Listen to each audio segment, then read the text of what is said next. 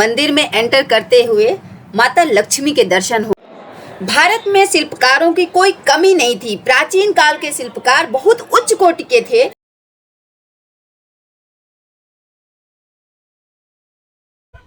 Hi guys, welcome back to my channel. और इस समय हम खड़े हैं औरंगाबाद के फेमस बीबी का मकबरा। जैसा कि आपने पिछले ब्लॉग में देखा कि हमने बीबी का मकबरा घूम लिया और अब हम जा रहे हैं एलोरा केव्स। तो यहाँ से ऑलमोस्ट 30 किलोमीटर का डिस्टेंस है। विश्व प्रसिद्ध एलोरा केव्स के पास ही घृष्णेश्वर ज्योतिर्लिंग भी है, जिसे 12वां ज्योतिर्लिंग कहा जाता है।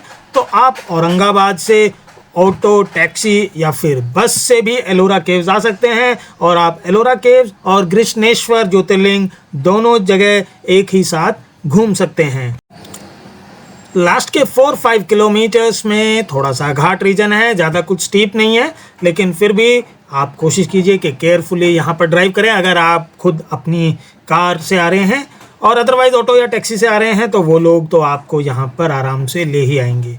और अब हम पहुँच चुके हैं विश्व की ऐतिहासिक धरोहर एलोरा केव्स में। तो हमने गाड़ी अपनी पार्क कर दी है और यहाँ की टिकट के लिए इंडियंस के लिए 40 रुपीज़ और फॉरनर्स के लिए 600 रुपीज़ पे करने पड़ेंगे। जो हबी जी काउंटर पे टिकट ले रहे हैं और इसके बाद हम लोग अंदर जाएंगे केव में। केव्स के सामने हमारा तिरंगा फहरा रहा है और हबी जी ने टिकट ले ली है। तो अब हम चलते हैं केव्स के अंदर। और एलोरा को प्राचीन काल से बेरुल के नाम से जाना जाता है। यहाँ पर 34 गुफाओं का निर्माण 5वीं ईस्वी से लेकर 11वीं ईस्वी तक 6 वर्षों की अवधि में हुआ।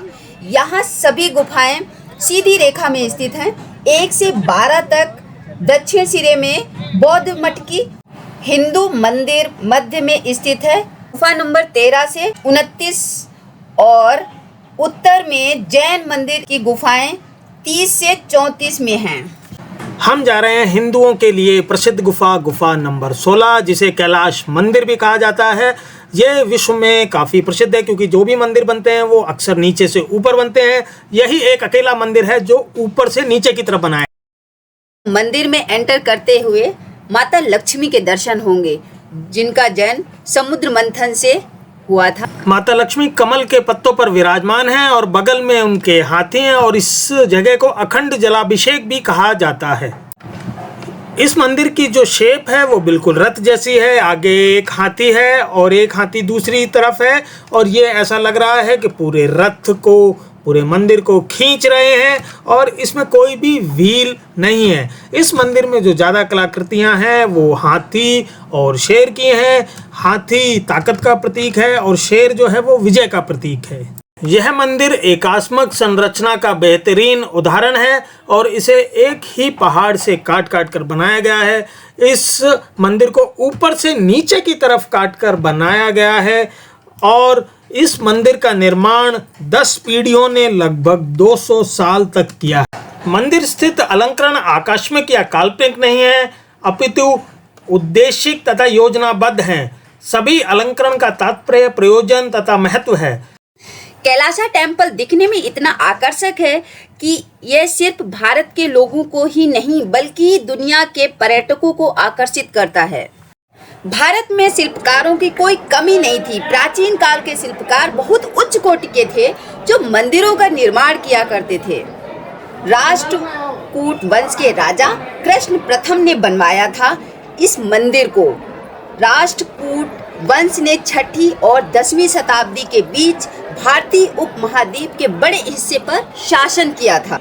और यहाँ आकर आपको काफ़ी अच्छा लगेगा और इसे घूमने के लिए आपको लगभग पूरा एक दिन चाहिए क्योंकि इतनी सारी प्रतिमाएं, कलाकृतियाँ हैं कि और बहुत ही जो नक्काशी है बारीकी से की हुई है। तो आप इसको निहारेंगे तो निहारते ही रह जाएंगे। यहाँ आकर सच्चिदा को काफ़ी अच्छा लग रहा है और वो बहुत ही बारीकी से यहाँ की नक्काशी को निहार रही हैं। और आप भी यहाँ पर आएंगे तो आपको अपने भारत की ऐतिहासिक धरोहर पर अवश्य ही गर्व होगा क्योंकि ये इतना शानदार बना हुआ है और कितनी ही शानदार और कुशल कारीगरी है। तो ये हमारी जिम्मेदारी बनती है कि हम अपनी ऐतिहासिक धरोहर को संभाल कर रखें, संजो कर रखें। इस मंदिर के साथ एक मराठी किंवदंती भी जुड़ी हुई है। उसके मुताबिक 15वीं शताब्दी के राजा कृष्ण यज्ञवालिक एक गंभीर बीमारी से पीड़ित थे। उनकी महारानी ने उनके स्वास्थ्य के लिए भगवान शिव गृष्णेश्वर के आगे प्रार्थना की थी। उन्होंने कसम खाई थी यदि उनके पति पूरी तरह स्वस्थ हो जाते हैं तो वो एक मंदिर का निर्माण करवाएंगी और तब तक भूखी रहेंगी जब तक उस मंदिर का शिखर नहीं देख लेती। रानी के इस प्रण के बाद राजा के स्वास्थ्य में तेजी से सुधार हुआ था। उनके पूर्ण रूप से स्वस्थ होने पर रानी ने उन्हें मंदिर बनवाने के लिए कहा। मंदिर के निर्माण के लिए कई वास्तुकार आए, लेकिन सभी ने निर्माण के लिए लंबा समय मांगा। जितने महीने मंदिर का कार्य चलता उतने महीने रानी को भूखा रहना पड़ता। इसी वजह से राजा को ऐसे वास्तुकार की तलाश थी जो सबसे कम समय में मंदिर बना दे। एक कोकाशा नाम के वास्तुकार ने राजा को भरोसा दिलाया कि वो 1 हफ्ते में मंदिर बना देंगे। राजा ने यह कार्य उन्हीं को सौंपा और उन्होंने अपने कहे मुताबिक 7 दिन में मंदिर तैयार कर दिया। उन्होंने एक शिला को ऊपर से नीचे तराशते हुए मंदिर तैयार किया था। संपूर्ण मंदिर तीनों ओर से स्तंभ युक्त गलियारों से घिरा है, जहां हिंदू पौराणिक मूर्तियां घेरी गई हैं। मुख्य मंदिर संपूर्ण रूप से चित्रित था। संभवतः इसी कारण इसे रंगनाथ रंग महल कहा जाता है। रंग महल का 7 मीटर ऊंचा आधार तल ठोस और अनुप्रयोग्य है, जो विशालकाय हाथी, सिंह, काल्पनिक पशु तथा रामायण महाभारत के दृश्यों से अलंकृत। और हबी जी अंदर का दृश्य देखते हुए आ रहे हैं गुफा के, जो दीवारों पर गोलाकार चित्रों, बेल बूटों तथा पुष्पों का सुंदर कलात्मक नक्काशी की गई है।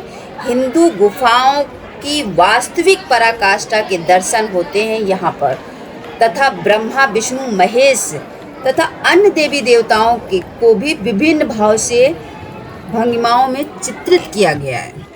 वैज्ञानिक और शोधकर्ता अनुमान लगाते हैं कि मंदिर बनाने के दौरान करीब 4 लाख टन पत्थर काट कर हटाया गया होगा, और उस काल में जब बड़ी क्रेन जैसी मशीनें और कुशल औजार नहीं होते थे, इतना सारा पत्थर कैसे काटा गया होगा और मंदिर स्थल से उसे कैसे हटाया गया होगा, यह रहस्य हम सबका दिमाग ज़रूर घुमा देता है। तो क्या उस काल में विज्ञान आज के विज्ञान से ज़्यादा आधुनिक था? इस प्रश्न पर ज़रूर विचार कीजिएगा। अब हमने एलोरा केव्स घूम लिए हैं और अब आ रही हैं सच्चिदा बाहर। ये लास्ट टाइम एक व्यू, काफ़ी भीड़ है यहाँ पर, काफ़ी लोग घूमने आते हैं। मोरोवर आज सैटरडे भी है, फर्स्ट भी है। शायद इस वजह से ज़्यादा भीड़ हो सकती है। और चलिए अब चलते हैं नेक्स्ट डेस्टिनेशन पर। एलोरा केव देखकर मुझे बहुत अच्छा लगा। अपने ऐतिहासिक धरोहर को प्रैक्टिकली अपनी आंखों से देखकर जो आनंद का अनुभव प्राप्त हुआ वो बयान नहीं किया जा सकता है अपने शब्दों में। तो अब हम वहाँ से निकल लिए हैं और पार्किंग में हमारी ये गाड़ी खड़ी है। तो अब हम यहाँ से अपनी नेक्स्ट डेस्टिनेशन की तरफ चलते हैं, जो कि होगी गृष्णेश्वर टेम्पल। गृष्णेश्वर टेम्पल यहाँ से 1 किलोमीटर की दूरी पर है। शिव पुराण के अनुसार गृष्णेश्वर मंदिर भगवान शिव के 12 ज्योतिर्लिंगों में से एक है। हिंदू धर्म में गृष्णेश्वर ज्योतिर्लिंग को 12 ज्योतिर्लिंगों का दर्जा प्राप्त है। 11 ज्योतिर्लिंगों की तरह शिव के अंतिम ज्योतिर्लिंग गृष्णेश्वर की महिमा अपरंपार है। गृष्णेश्वर का अर्थ है करुणा के स्वामी। मंदिर के मुख्य गर्भगृह में प्रवेश करने से पहले आदमियों को अपने कमर से ऊपर के वस्त्र उतार कर जाना पड़ता है। मंदिर के अंदर कैमरा, फोटो, वीडियो निकालना अलाउड नहीं है, इसलिए हम आपको कुछ वहाँ के फोटो या वीडियो नहीं दिखा सकते। और ये है मंदिर का मुख्य द्वार। तो अब हम चलते हैं, भगवान शिव के दर्शन करते हैं और इसके बाद आपको ज्वाइन करते हैं। दर्शन करके आ चुके हैं, अच्छे से हमारे दर्शन हो चुके हैं। अब हम जा रहे हैं अपने होटल।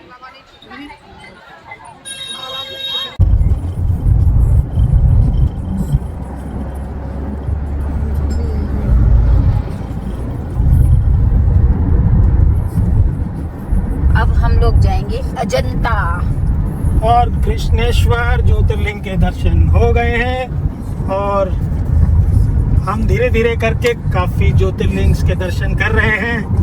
तो ये 12वां ज्योतिर्लिंग है भगवान शिव का। और अभी हम निकल चुके हैं अजंता केव्स के लिए। तो जो हमारा होटल भी है वो वहीं पर है। तो हम वहाँ स्टे करेंगे और कल अजंता केव्स को एक्सप्लोर करेंगे। तो अभी हमें लग रहा है कि 2 आवर्स लग जाएंगे और टाइम इस वक्त हो रहा है 5 बज रहा है शाम के, तो शायद 7 बज जाएगा हमें पहुँचते पहुँचते। और ये स्टेट हाईवे है, बहुत अच्छा है, मस्त है, 2 लेन है। और मंदिर से निकलते ही इस हाईवे को हमने ज्वाइन कर लिया है और ये जलगांव जाता है। तो हमें तो अजंता जाना है, वहाँ पर हमारा होटल है और वहीं हम स्टे करने वाले हैं। बट इस तरह का अगर हमें रोड मिलता है तो हम ज़रूर बताते हैं, दिखाते हैं कि ट्रिप जो होती है हमारी वो इसी रोड के थ्रू ही कंप्लीट होती है। और ये रोड अगर अच्छा मिल जाता है हमें, हाईवे अच्छा मिल जाता है, तो हमारी ट्रिप 4 चांद लग जाते हैं। इसलिए मुंबई में मेन ट्रैफिक और बहुत ज़्यादा रश होने की वजह से बाहर निकलना मुश्किल होता है ना। जिसको भीड़ भाड़ पसंद है तो उसके लिए कोई प्रॉब्लम नहीं है, बट अगर जो थोड़ा सा क्राउडेड प्लेस में जाना कम पसंद करते हैं तो उनके लिए फिर थोड़ी सी प्रॉब्लम है, क्योंकि वहाँ पर marine drive, gateway of India, सब जगह पैक होने वाला है पूरा। क्योंकि 2 साल के बाद रेस्ट्रिक्शन फ्री हुआ है ये साल, तो इस वजह से भी। पिछले साल भी लॉकडाउन ही चल रहा था, है ना। यस। आज हम मुंबई से निकले, बीवी का मकबरा देखा, मिनी ताजमहल, और इसके बाद हम आए एलोरा की गुफाओं में और एलोरा केव देखा, वहाँ एक्सप्लोर किया, वहाँ आके वहाँ के बारे में आपको इन्फॉर्मेशन दी। इसके बाद हम आए भगवान महादेव का 12वां ज्योतिर्लिंग कृष्णेश्वर टेम्पल। तो वहाँ पर हमें काफ़ी टाइम लग गया, वहाँ हमें लाइन में लगे ऑलमोस्ट 1 घंटा बिताना पड़ा। इसके बाद जाके हम मंदिर के अंदर ज्योतिर्लिंग के दर्शन हमारे हुए। तो हम अपने पहुँच चुके हैं डेस्टिनेशन अजंता रिजॉर्ट, और ये है बोर्ड। अभी जी अब चेक इन करेंगे। तो अब इस ब्लॉग को हम यहीं पर एंड करते हैं। आपको अगर ये ब्लॉग पसंद आया है तो प्लीज़ लाइक एंड शेयर कीजिए, और चैनल को अगर अभी तक सब्सक्राइब नहीं किया तो प्लीज़ सब्सक्राइब कीजिए। मिलते हैं आपको एक नए ब्लॉग के साथ, तब तक के लिए अपना ख्याल रखिए। Okay, bye, good night.